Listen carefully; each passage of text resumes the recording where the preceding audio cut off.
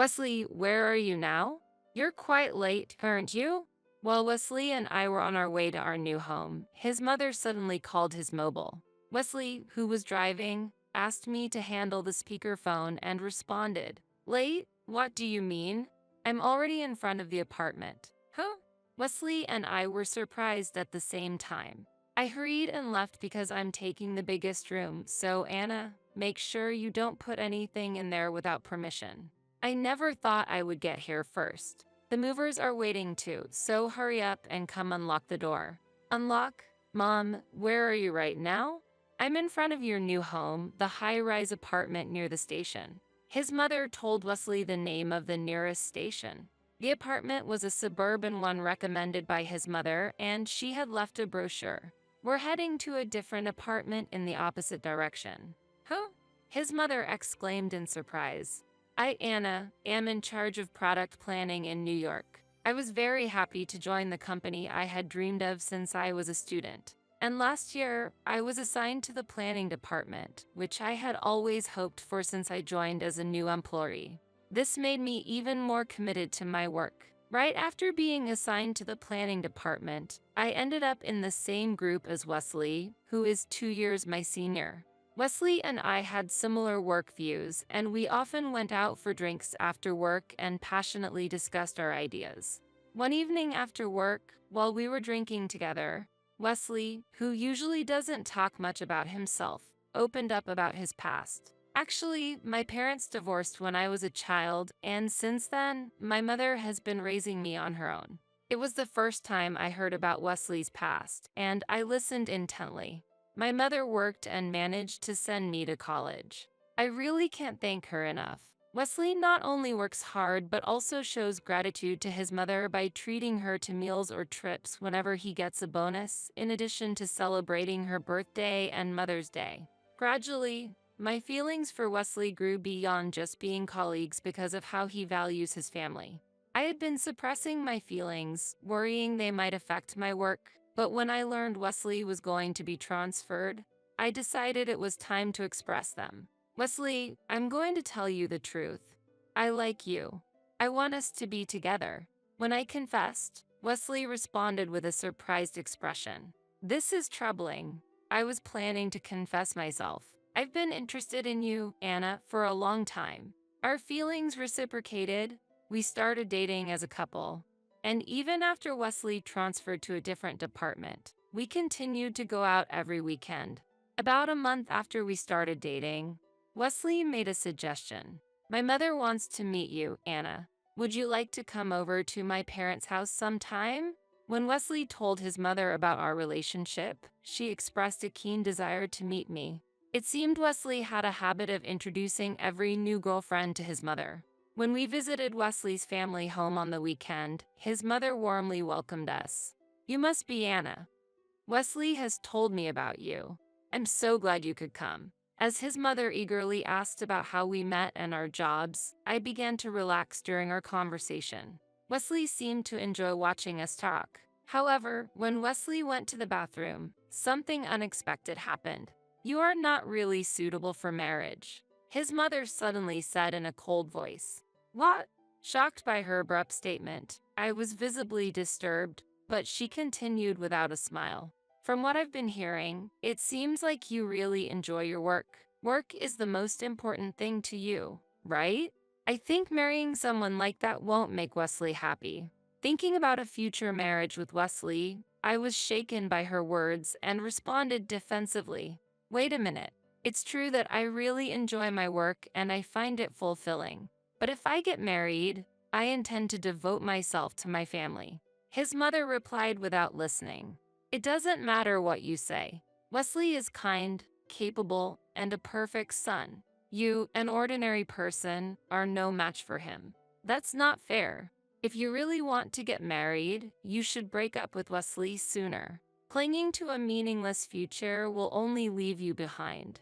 I was stunned and couldn't move when Wesley entered the living room. Huh? What's going on? What were you talking about? His mother quickly put on a smile and answered. We were talking about Anna's passion for her work. I was just saying how impressed I am with how dedicated she is. Then she asked me forcefully, pretending it was a casual conversation. Right, Anna? Yes. Afterward, in front of Wesley, his mother acted friendly towards me, but I kept forcing a smile without feeling relieved. After leaving his family home, Wesley drove me back to my place. Along the way, he sensed something was wrong and asked, Anna, you seemed a bit down later in the day. Is there anything bothering you? I felt like confiding in him about his mother's words, but out of consideration for his feelings towards his mother, I ended up saying nothing. No, nothing in particular. Really? Yes, your mother listened to a lot of what I had to say. She really cares about her son. When I praised his mother, Wesley beamed with joy. Thank you. My previous girlfriends always criticized my mother. They disliked dealing with her and left me quickly. It makes me very happy to hear you say that. Wesley spoke earnestly and continued. Hearing those words, I'm convinced. Anna, you care not just about me, but also about my family. I want to spend my life with you. Will you marry me? Receiving Wesley's proposal, I resolved to improve my relationship with his mother moving forward. When we visited again to formally announce our engagement, his mother clearly showed a look of displeasure. When his mother frowned and asked, Are you serious about marriage? Have you both thought it through carefully? Wesley responded firmly, Of course. I feel that Anna and I should spend our lives together. Anna, what is your opinion? I want to live my life in cooperation with Wesley. Do you really understand what it means to cooperate? It's not just about being supported. You need to be able to support Wesley as well. I can't see you supporting him if you prioritize your work. When his mother inadvertently criticized her in front of Wesley, he was surprised and retorted, Mom, what are you talking about? I have already received great support from Anna. Hearing this, his mother came to her senses and said, Oh, really? Maybe I spoke too harshly. How about some tea for now? And went to the kitchen to make tea. I quickly followed her to help. Please let me help. When I offered, his mother glanced at me coldly and gave a scornful look. Anna, I told you before that you are no match for Wesley. Is your memory hazy? Or do you not understand? Yes, I remember that. However, I desire to live my life with Wesley, and I intend to make an effort to stand equal with him. At that moment, his mother sneered contemptuously. What can effort change? No girlfriend who has met me has managed to stay with Wesley without breaking up. Wesley is my beloved son. I cannot concede him to a newcomer like you. Then, how are Wesley's feelings considered? Wesley's feelings? He is kind-hearted and would never slight his mother, who raised him alone. Even if I say something unfounded, he trusts me more than any girlfriend. That has already been proven. What do you mean? If I tell him that she insulted a single parent, Wesley will blame her. No matter how much she argues, Wesley won't believe her.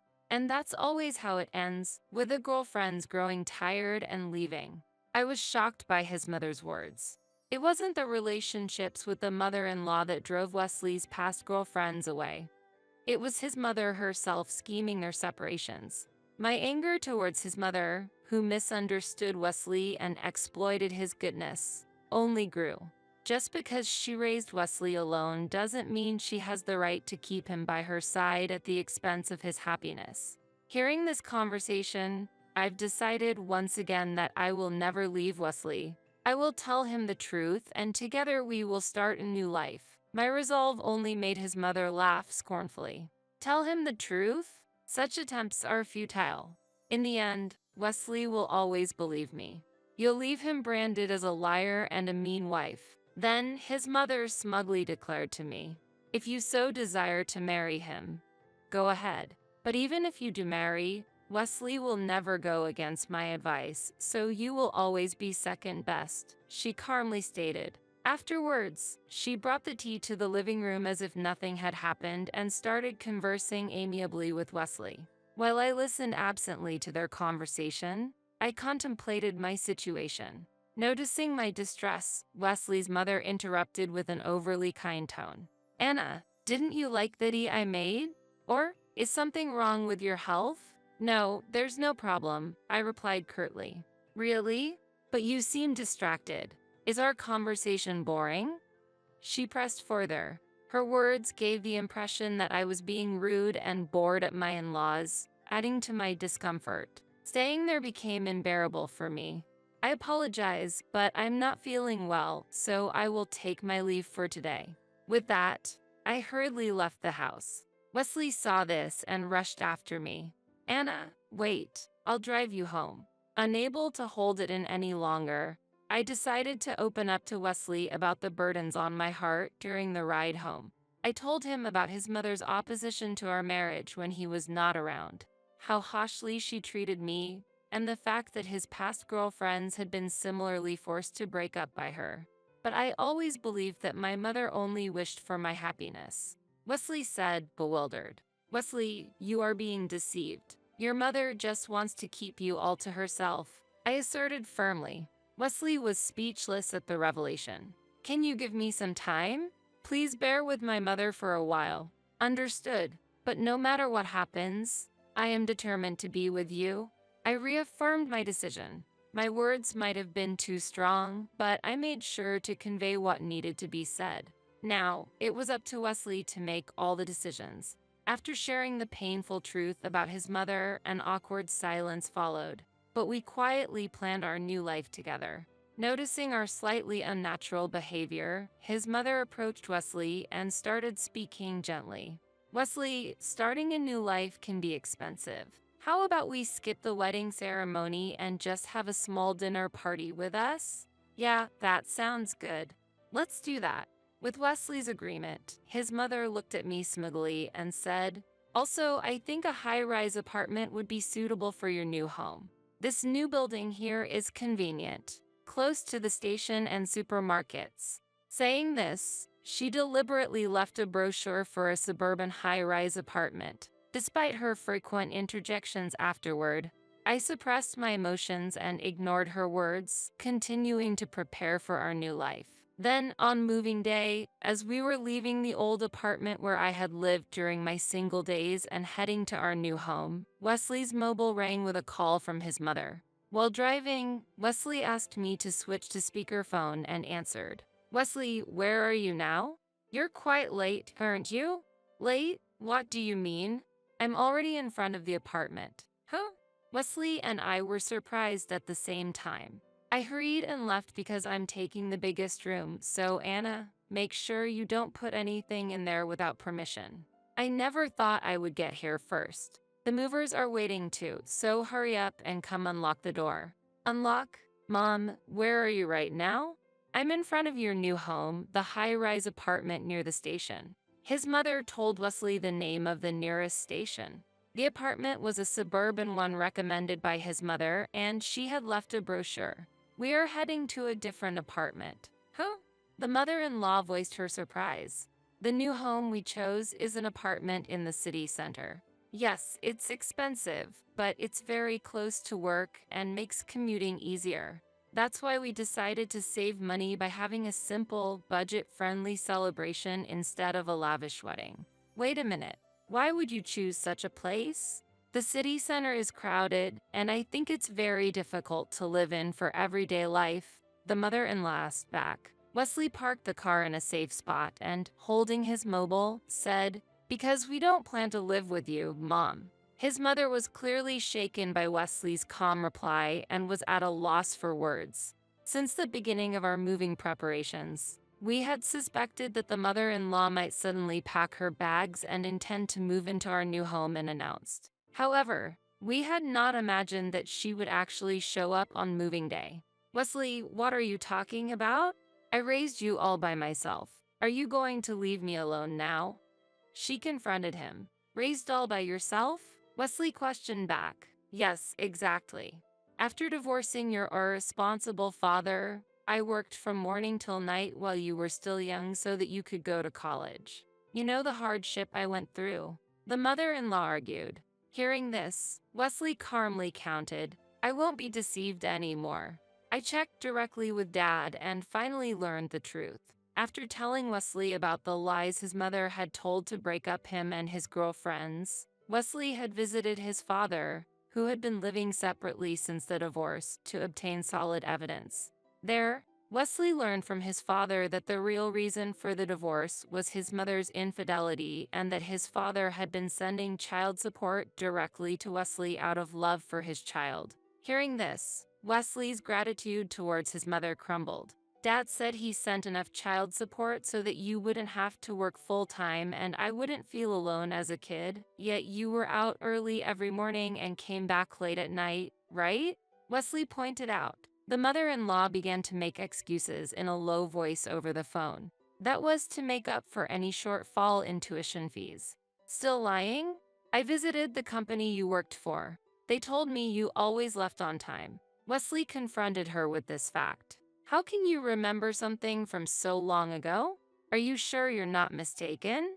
The mother-in-law questioned. That's why I checked the work records from that time. It was exactly as they said.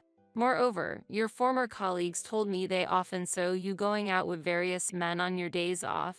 Wesley responded, Wait, that must be a misunderstanding. The mother-in-law tried to counter. What misunderstanding? You used the child support Dad sent for me to go out with other men, didn't you? I can't live with a mother like that anymore. Wesley stated firmly and hung up the phone without giving her the new address. I later heard that the mother-in-law had been trying to force her way into the new home we were planning, and while loading her belongings onto a moving truck, she had secretly put her own house on the market. After Wesley hung up the phone, the mother-in-law panicked and tried to return the belongings to her house, but a new owner had already taken possession and she could no longer return to her home. Having lost her place to live, the mother-in-law was confused and went to the man she had been seeing, but he told her this was just a fling and turned her away. She is currently moving from one internet cafe to another, trying to find where we live. But Wesley and I have already cut off all communication, making it very unlikely that she can locate our new home. Meanwhile, we are starting a peaceful life in a city center tower apartment without her interference. Now that the long-standing misunderstandings have been cleared, Wesley, realizing his father had been supporting him all along, has resolved to honor his father. Nowadays, Wesley, his father, and I often go out to eat together. Wesley is making up for the lost time with his father, creating many father-son moments. Attracted anew to Wesley's enduring devotion to his family, I also want to support his resolution and join him in honoring his father.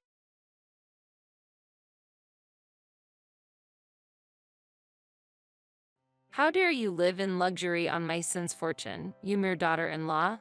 Leave. You're a nuisance. Even seeing you is annoying. In the middle of an argument with my husband, my mother-in-law, changing her complexion, suddenly made these incomprehensible remarks. Mother-in-law, what happened? You think I don't know anything, but I have heard everything from Michael. I'm aware that you're squandering Michael's fortune and accumulating debts. He doesn't need a wife who just squanders money around. Leave right now. I had decided to endure my mother-in-law's harassment to continue my married life, but I was shocked by my husband's betrayal. There's no reason to support them anymore. They simply don't know gratitude. I understand. I'll leave. I thought it was pitiful, but decided to leave as they wished. My name is Catherine. I'm 29 years old and a remote worker. I've always been frail. My mother raised me single-handedly, and she's 65 this year. She's always been concerned about me. Even if you're not strong, there will come a time when you must earn a living. I can't always protect you, Catherine, so you need to learn the skills to survive. Yes, I understand. I'll do my best. I've lived supported by my mother for a long time, but after dropping out of high school, I've been self-learning and earning a living from remote work. Even on days I felt ill, working at my own pace was ideal for me. Initially, I only made about $300 a month, but gradually my income increased. I was seen as a shut-in at home after leaving high school, but I believe I'm on the path I chose. A few years after I started working, my income far exceeded the average for my age group, and I was no longer swayed by others' words. Your work seems to be going well. I'm so happy. Now I can feel at ease. When my job stabilized, my mother showed relief and joy, as if it was her own achievement. At that time, my mother, who had been working in a supermarket's deli section, was assigned a leadership role, and she was physically and mentally exhausted. "Mom, how long do you plan to keep working? We can live on my income alone, so why not quit and live a relaxed life?" Seeing my mother in pain every day, I couldn't keep silent. She never imagined that I, frail as I was, would become her support. Touched by my suggestion, my mother thanked me repeatedly, shedding tears. Eventually, my mother quit her supermarket job at the right time and began living a more relaxed life. She sometimes helped with my remote work, but she mostly enjoyed a peaceful retirement. She went on trips with friends, enjoyed luxury lunches, etc. Unlike her time at the supermarket, she regained her former energy and spent her days cheerfully. No matter how busy I was, I always had dinner with my mother and talked about the day's events. I had lunch with a friend today. Her daughter got married. She's excited to see her grandchild. "Catherine, you're busy with work, so maybe there's no chance for a relationship right now, but I hope you'll find someone wonderful eventually." Hearing this, I responded with a slightly troubled expression. "Marriage, huh? I've never seriously thought about it, but it's something to aspire to, isn't it?" That was a conversation I had with my mother. To be honest, I never seriously considered marriage. I have often fallen ill since I was young. During elementary and middle school, I was in and out of the hospital, and I had to drop out of high school due to poor health. With such a background, I had no friends to call my own, let alone conversations with the opposite sex. However, as my mother said, maybe marriage and having children wouldn't be so bad if there was the right connection. I began to hope for that. There was a moment when I felt that this wish might come true. One day, I took the morning off for the first time in a while and went to the shopping mall alone. Then, a salesperson at the jewelry store approached me. "Are you looking for a gift? I'd be happy to help." "Yes, thank you. Actually, I'm thinking of a necklace for my mother's birthday. Do you have any recommendations?" This was my first encounter with Michael, who would later become my spouse. "A gift for your mother? That's wonderful. Shall I show you some recommendations? Do you have a budget in mind?"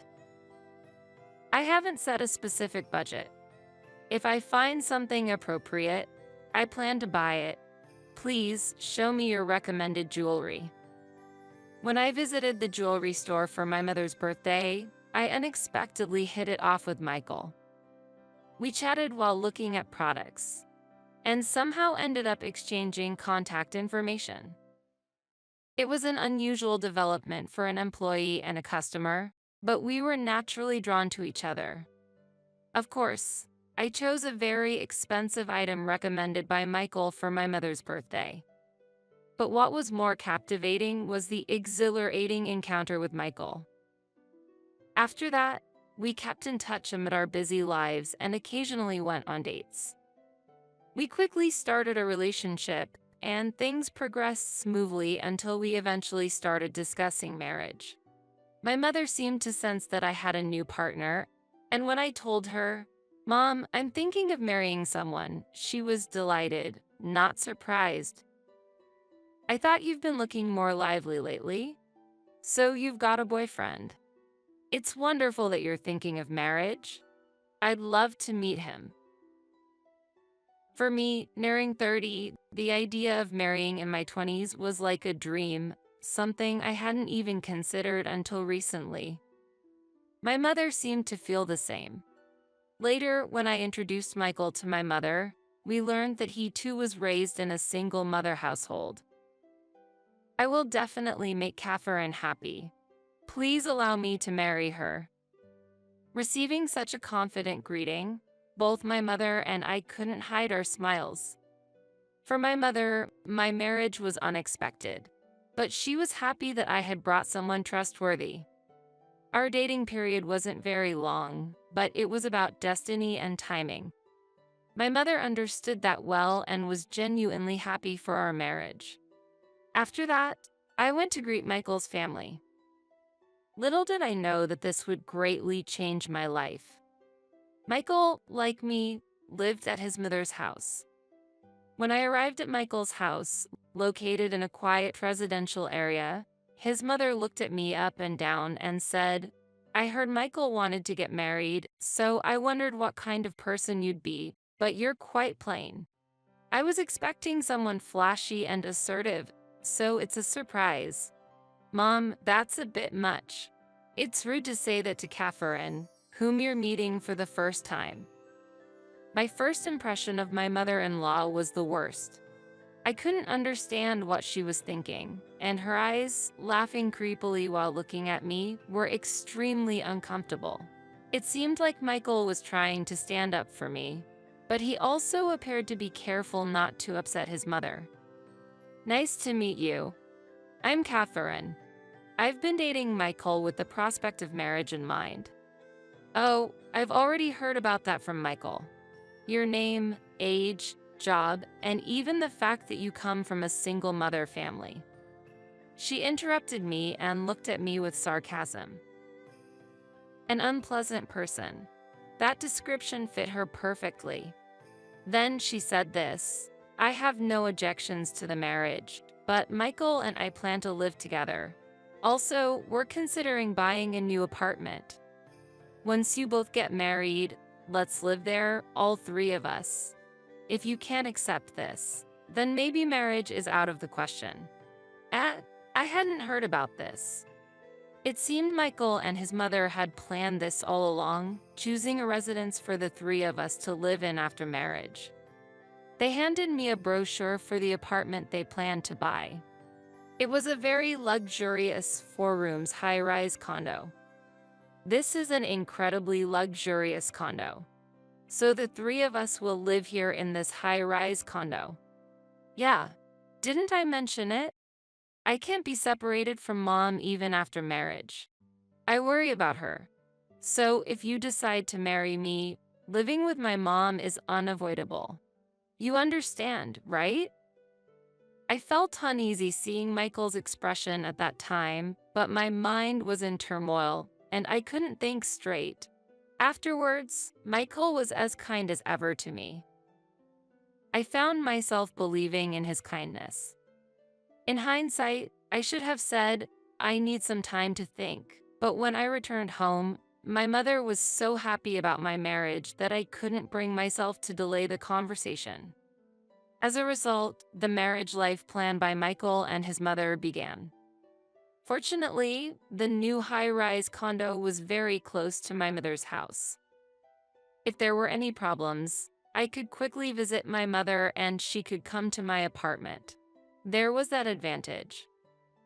If there were any problems, I could quickly visit my mother and she could come to my apartment. There was that advantage. However, I couldn't achieve the life I desired. As soon as we started living together, my mother-in-law declared, "Catherine, you understand, right?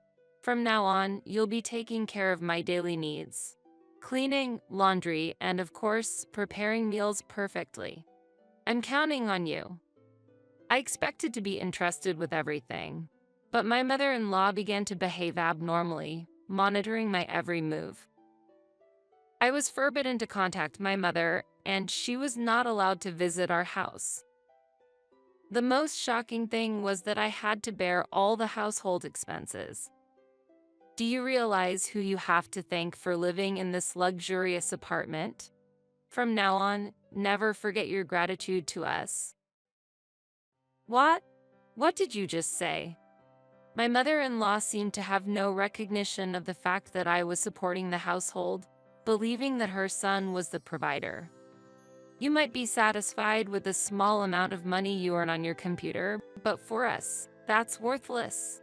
What good is that petty cash? I was shocked by her harsh words.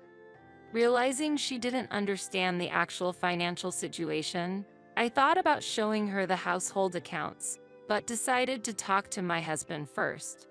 Why doesn't your mother know that I'm supporting the household? She criticizes me every day, saying I'm living off her, and she seems to underestimate my earnings. What's going on? Ahaha, are you bothered by that? It doesn't matter what mom thinks. Actually, the credit for getting this condo is partly mine, so it's natural for her to think that way. My husband said this with full confidence. Since getting married, he hasn't contributed financially at all. I've been paying for all the furniture and appliances. Despite this, he just laughed it off, offered no help to me in distress, and changed the subject. This was unbelievable coming from the kind person he used to be. Because of this, my trust in my husband wavered, and my resentment towards my mother-in-law grew day by day. One day, he came home excited about purchasing a new luxury car on loan. I bought a luxury car suitable for this condo.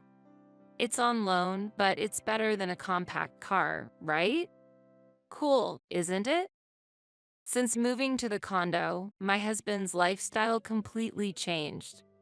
He never seemed materialistic before, but he started buying tailor-made suits, luxury shoes, expensive watches and wallets, and now a new car, all without consulting me. Don't you think this is a bit too much? Are you sure about the payments? I can't take on any more expenses. Since we moved, not a single penny. Just as I was about to finish my sentence. Shut up. What are you thinking? Who do you think you are? Remember who you have to thank for getting married. If I hadn't approached you, you'd still be at your mom's house doing remote work. I was dumbfounded. I couldn't believe he would say such a thing. I couldn't take it anymore and objected to his words. Stop joking. Who do you think should be grateful? Making high-cost purchases without any consultation is insane. Enough is enough. What? Don't talk back to me. Don't mess with me. The situation was on the verge of turning into a physical altercation. At that moment, my mother-in-law, noticing our fight, appeared. What's this, Catherine? Such a hoardy attitude. I've been listening and I've had enough. Spending so lavishly using my son's money. Just get out. You're a nuisance. My mother-in-law didn't listen to me at all, blaming me as if I was entirely at fault. I was just stunned by her sudden and nonsensical accusations. What? Mother-in-law? What are you talking about? You think I don't know? I've heard everything from Michael. I know all about you squandering his money and even getting into debt. We don't need an economic parasite. Just leave. I had planned to endure my mother-in-law's harassment to continue my married life, but my husband's betrayal was beyond my imagination. In reality, I wasn't living lavishly or in debt. The ones wasting money were these two. Ungrateful is the word for them. My husband, affirming his mother's words, said with a laugh, "What will you do, huh? Apologize or leave? If you leave, I won't stop you, but remember, it means divorce." Understood. I'll leave. I don't need the furniture and appliances I paid for. I'll leave them here. I wanted to throw their words back in their faces. After all, thanks to me, they were living in a 4-rooms condo. Yes, I'll file for divorce online now. Can you sign it quickly? I'll take the responsibility to submit it to the office. Saying that, I started searching online. My mother-in-law, watching me, seemed delighted, happy about me leaving the high-rise condo. Whether it was a lack of imagination or understanding about how life would unfold after this. Perhaps she has a low IQ. But I wasn't interested in their future. I took the completed divorce papers, quickly packed my things, and arranged to leave the house. My mother-in-law continued her sarcastic remarks until the end. Beside her, my husband was rejoicing while wearing a similar expression. I'll submit the divorce papers. There will be no alimony or division of property. Here's the document. Just sign here. Yeah, I'll sign it. I was worried you might claim this apartment. Turns out, I was worrying for nothing. As I quietly left, thinking I had no interest in this apartment, I emptied all my bank accounts. I might be criticized, but I was confident to face any condemnation. After all, every penny in those accounts was earned by my hard work over the years. Returning to my mother's house, she greeted me with a surprised expression. I've been worried. I called several times but couldn't get through. I even went to your condo, but they wouldn't let me in. Are you okay? What? A call? What do you mean? Surprised by my mother's words, I carefully checked my phone and found that her number was set to reject incoming calls. I couldn't believe it. To think they went that far to prevent me from contacting my mother. I explained everything that had happened since I moved out to my mother without hiding any details. Isn't that just too terrible? Unbelievable. Even my usually gentle mother showed anger at this situation. But without me, they can't continue living in that high-rise condo. It's fine to just leave them be. The next day, I went to the office, submitted the divorce papers, and the divorce was finalized without any issues. What a short-lived marriage it was. Returning to my mother's house stabilized my mind, and I was able to concentrate on my work again, securing a stable income. At the end of the month, as expected, I received a call on my phone. Of course, it was from that foolish pair. Hello, Catherine. It's me, Michael. I'm in a bit of a bind and need your help. What? I'm busy right now. I don't have time to deal with your issues. Hearing my ex-husband's voice, I immediately knew it was about money. They were probably struggling with various expenses. We're struggling with the condo's mortgage and utility bills. I had to sell the new car and pawn my branded watch, but it's still not enough. So, please help me out. I'm begging you. As expected, they were behind on the condo's payments and couldn't even afford the utility bills. From what I heard, their situation seemed quite dire. Oh, that's unfortunate. If we were still married, I might have felt obligated to help, but we're divorced now. I'm not generous enough to lend money to a stranger. Sorry to hear that. I know, but you're the only one I can turn to now. Please, help me out. His mother was probably there too, yelling in the background.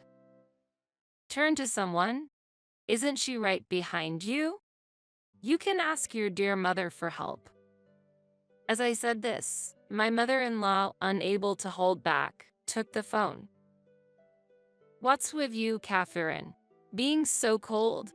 We're your former family in trouble. Can't you help? Our accounts are all zero. You gain nothing by holding a grudge against us. You're the lowest. What are you talking about? That was my money. You, who kicked me out of the house, have no right to talk about helping family members. If you keep this up, I'll bill you for all the living expenses, okay? Originally intending to stay calm, I got irritated and ended up threatening to charge them for all the living expenses I had paid for them. Surprisingly, my words hit them hard. Wait, please, don't do that. We're just in financial trouble and seeking help. Yeah, please don't burden us any further. We promise not to bother you again, Catherine. Is that okay? They excused themselves and made absurd claims. I decided to put an end to this hassle. I'll let it go this time, but if you contact me again, I'll bill you for all the past living expenses. Okay? Understood? Sorry. We won't bother you anymore. We won't contact you either, okay? Although I didn't quite understand, I managed to clearly cut ties without being persistently bothered. I thought they would chase me more stubbornly, but they were really in financial trouble. After that, I blocked their numbers. I was relieved that they wouldn't contact me again, but one day, my mother told me she saw them packing and leaving the high-rise condo. They looked miserable, not at all like residents of a high-rise condo. Apparently, they couldn't afford to keep living there due to the mortgage and utility bills. It seems they're still struggling with debt repayment, as the house has not yet been sold. A true case of getting their just desserts. My ex-husband worked at a jewelry shop, but in reality, he wasn't earning much. He finally realized that obtaining the high-rise condo and living our life there was all thanks to me. But it's too late for him to realize that now. I want to start afresh, focusing on spending peaceful times with my mother. I'm currently living comfortably in my childhood home, but I'm planning to find a new house to live in with my mother. As part of honoring my mother, I'm considering moving into a barrier-free luxury home. I'll take my time to find a place that we both like. Catherine, you've always been good at your job. Keep up the good work. I'm here to support you. Encouraged by my mother's warm words, I'm determined to work hard for her sake from now on.